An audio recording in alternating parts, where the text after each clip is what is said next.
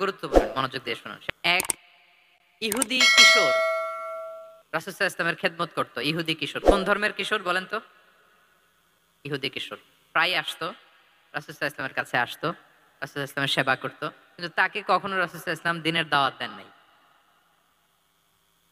ছেলেটা ইহুদি, কিন্তু তার সামনে কখনো দিনের দাওয়াত তিনি দেন নাই। একদিন দেখে যে ওই ছেলে আসে না, লাগাতার এরকম কয়েকদিন যাবত ওই ছেলে আর আসে না। তখন রাসূল সাল্লাল্লাহু আলাইহি ওয়াসাল্লাম খোঁজ নিলেন যে কি হয়েছে। তখন রাসূল সাল্লাল্লাহু আলাইহি ওয়াসাল্লাম শুনতে পেলেন যে ছেলেটা অসুস্থ। ছেলেটা কি অসুস্থ। আল্লাহর হাবিব সাল্লাল্লাহু আলাইহি ওয়াসাল্লাম তার বাসায় গেলেন। যেয়ে দেখলেন যে বিছানায় পড়ে আছে ছেলেটা। যেয়ে দেখলেন যে ইহুদি ছেলেটা বিছানায় পড়ে কাতরাচ্ছে, পাশে ছেলেটার বাবা। রাসূল সাল্লাল্লাহু আলাইহি ওয়াসাল্লাম তার মাথায় হাত বুলিয়ে দিলেন, তার খোঁজ খবর নিলেন। এবার রাসূল সাল্লাল্লাহু আলাইহি ওয়াসাল্লাম বললেন, আসলিম, মানে ইসলাম ধর্ম গ্রহণ করো। ফানাযারা ইলা ওয়াজহি আবি, ইহুদি ছেলেটা তার বাবার চেহারার দিকে তাকালো যে দেখে আব্বা কি বলে। বাবা যেহেতু দাঁড়ায় আছে।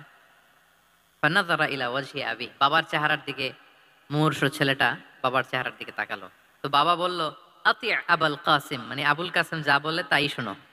তো ছেলেটা যখন বাবার চেহারার দিকে তাকালো, বাবা বলল, আতি আবুল কাসিম, তুমি আবুল কাসেমের অনুসরণ করো, যা বলে তাই শোনো। ছেলেটা তখন পড়তে আরম্ভ করলো, আশহাদু আল্লা ইলাহা ইল্লাল্লাহ ওয়া আশহাদু আন্না মুহাম্মাদুর রাসূলুল্লাহ, মানে মুসলিম হয়ে গেল। রাসূল সাল্লাল্লাহু আলাইহি ওয়াসাল্লাম ইহুদিদের ঘর থেকে বের হয়ে আসলেন আর বললেন, আলহামদুলিল্লাহিল্লাযী আনকাযাহু মিনান নার, বুখারীর বর্ণনা। প্রশংসা সে আল্লাহর, যে আল্লাহ এই ছেলেটিকে জাহান্নাম থেকে মুক্তি দিয়ে জান্নাতি বানিয়ে নিল।